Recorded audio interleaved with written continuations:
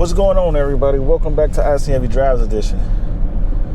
Today, I think it's time to have an interesting conversation. I'm closing in on 2 years of ownership of my Corvette C8. And sometimes I take that for granted. Now, I will sit there and say it was planned, but I'm actually surprised that it actually happened. We can talk about that in another video, but I'm reaching the pinnacle 2 years of ownership of my Corvette C8. It still seems like yesterday. I can remember my first time walking into the dealership, laying eyes on Zeus in person, and how ecstatic I felt when I was given the keys and got to drive off and head home. And that drive home from me from Pennsylvania to Chicago was probably the best road trip I've had in a long time. Not saying the trip was amazing, but being out with my car and hitting the road and going through the break-in process and the excitement I felt, the handling, just becoming one with the drive. I literally drove it, which I was amazed at the gas mileage. But I literally drove the car over 300 miles from the dealership before I even went for the first fuel up. So as I sit back and reminisce and think about my first ownership, I think about how crazy it is that today, 2023, March, there are people who have still been waiting to get their car. And as I'm sitting back in these Facebook groups and forums, and I see people ecstatic to finally get their base C8 delivered, it makes me sit back and wonder, or should I address the question? Well, let's talk about two topics in this video. Let's do something different. One, let's talk about, do I regret my C8 purchase? And two, was buying my Corvette C8 over MSRP a bad decision? Let's go.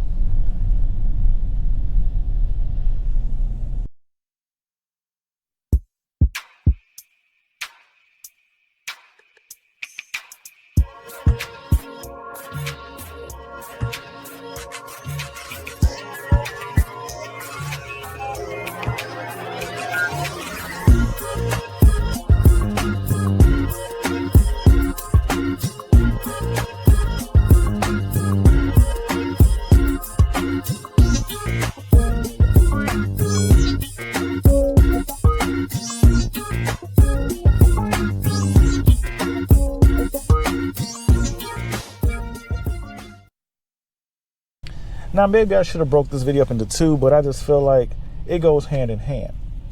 And the reason why I say it goes hand in hand is because there are many people looking to get their hands on their first C8, whether it's on the used market or is it brand new. But truthfully, it's 2023, and for a large amount of people, and I know this sounds crazy, but for a large amount of people, they still are buying this car blindly. And what I mean by blindly is they actually aren't given the opportunity to drive the car, to base their purchase decision off an experience. Now, there are some used car locations where you can go in and actually get behind the wheel of the car, but then that still comes down to the factor that these cars are still selling well over MSRP. And I know people always want to holler, you can find one or you can go buy one for MSRP today. But my question comes to you, if you know where you can get one at MSRP with no hidden fees, so we're talking true MSRP minus MacMoken and Sioka, drop me a comment below. But let's move into this topic. For me, owning my C8 has been a dream. And for most people, I think it's, as I've said before in countless videos, this may be all the car you need. I even sit there and say that, which I have another video coming your way. I was waiting on my man DJ Elevate, but the timeline is getting slim, and I think it's just time to go ahead and drop it. So keep your eyes out for a video coming talking about the new Nissan Z, and is it worth the money? I say that to you because when it comes to do I regret making this purchase, there are other options you can consider depending on what type of model car you're getting and your budget. And for me, when I was looking to get my car, my budget was kind of wide. And so I had several other options on the used market, which was a Porsche 911 Carrera S, an Acura NSX, and an Audi R8. When I look back at those options, sometimes I do wonder how would I have fared owning a 911 Carrera S. Other days I look back and say the Acura NSX would have been an interesting purchase and ownership. And then my heart of hearts just really want that V10, so I still think about the Audi R8. But overall, compared to all three vehicles, believe it or not, the Corvette C8, and the reason why I purchased it, actually covers different aspects that those cars don't. And that, to me, is where the benefit comes in to buying a Corvette C8. When you look at storage capabilities, the Corvette C8 is a much better option.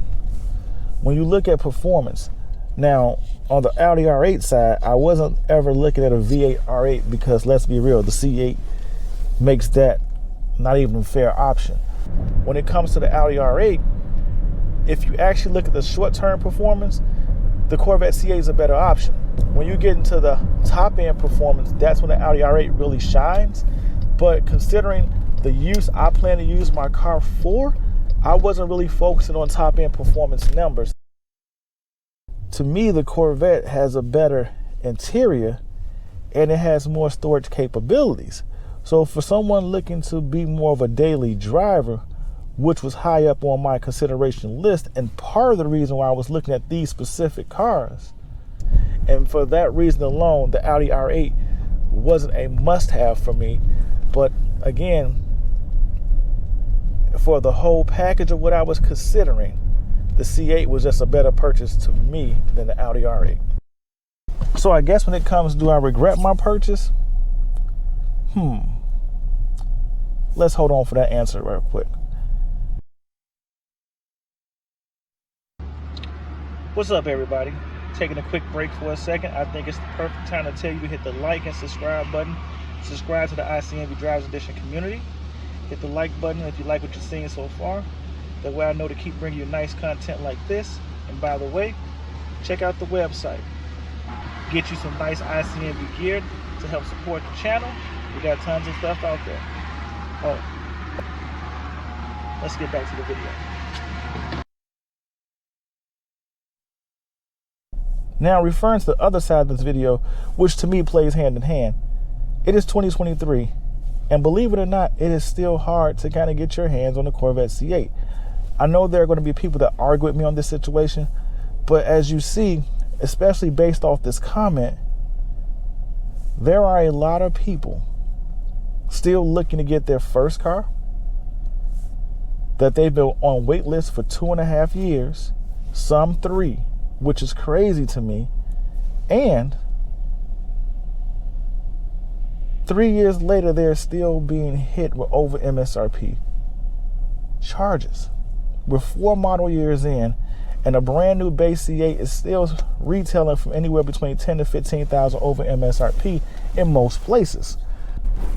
So many people in 2023 are still being faced with the challenge of buying a new Corvette C8 and paying some form of hidden fees or outrageous fees that is still making their purchase to be an over MSRP payment.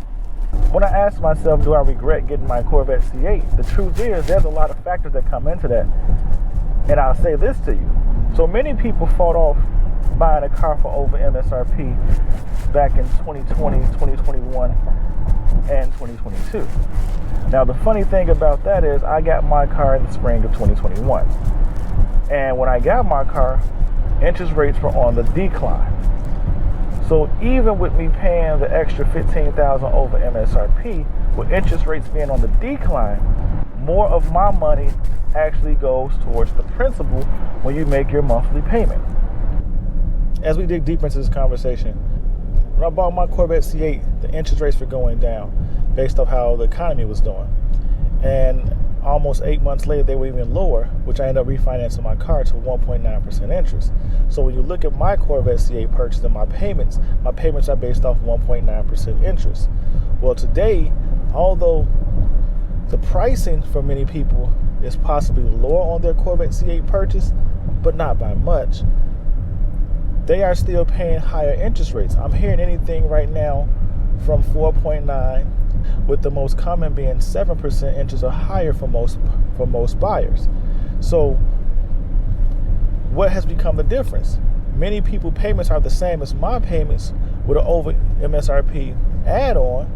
So when I look at apples to apples and oranges to oranges, they may have paid a cheaper amount OTD, which is out the door, but monthly payment wise, we're playing close to the same if they're not paying more. But the difference is my monthly payment is going towards the principal, and most of their monthly payment is going towards interest. So was paying over MSRP really a bad decision? I feel like it wasn't, because I got to experience my car for 2 years instead of waiting 2 years to get put in the same situation. So my question now becomes, did you really save yourself some money by waiting and not buying the car for over MSRP 2 years ago? Many people don't look at it that way because they only focus on the now, but that is truthfully, to me, how you fairly evaluate the situation. So if you're not evaluating it like that, you're just saying to yourself, or you're telling yourself what you want to hear to make you feel like the purchase decision you made was a good one. Sometimes you have to admit when you're wrong. The game plan or the goal is always to be proactive, not reactive. And so for me, I chose to pay the smart markup because I felt like I didn't want to wait a year or two and end up buying my car in the same situation I could have bought it for or purchased it under 2 years prior. If you get the car for MSRP, depending on how you are wired or how you view your purchase, you may feel like you have won. But then there's the flip side of the coin, whereas a lot of people buying these cars, and what I'm hearing and what I'm seeing is they're getting interest rates 7% or higher. Did you really win? And if you still have to add on some form of a small fee or dealer package, did you really win? So when it comes to me, I guess the first mark I can check off the question is, do I regret buying my C8? It would be no for purchase decision and purchase price. For me, I look at the factor that it took me about 20 months to hit MSRP with my over MSRP payment. I'm going into 2 years of ownership now, so I'm actually under MSRP. If I look to move the car, which I have had several conversations because it's a thought that's in my mind, I won't lie to you guys. At this point, buying a C8 was never to me about making money, and that's the mistake, or that's the opinion or the viewpoint many people take now when they sit there and say, hey, the bubble has burst on the Corvette C8 market. I look at it differently. Today we still see markups on Corvette C8s, but let's break it down like this. Do I really regret paying over MSRP for my car? I say no, and I'm going to explain to you why. Today is March 13th, 2023, and getting a quick appraisal on my Corvette C8. My Corvette C8 is a 2020. I'm being told anywhere between $3,000 above MSRP to $3,000 below MSRP is where my car falls. considering my car now has 18,000 miles on it, I don't think that's a bad figure. So based off the information I have today and what I've paid, if I would have purchased my car for $18,708, at worst case scenario, today I could break even with my car on an over MSRP payment. If I was looking to retail sell my car, let's just say, based off what I'm seeing in the marketplace, on average, if I would have paid $21,600 over MSRP, I could break even. So that to me is the break even range, or should I say the bad decision range, for purchasing a Corvette C8 over MSRP. Historically, Corvettes have depreciated before they left the lot. Most people will buy a brand new Corvette off rebates, meaning that even with the rebates added to the car, the vehicle was technically worth less than what they purchased it for.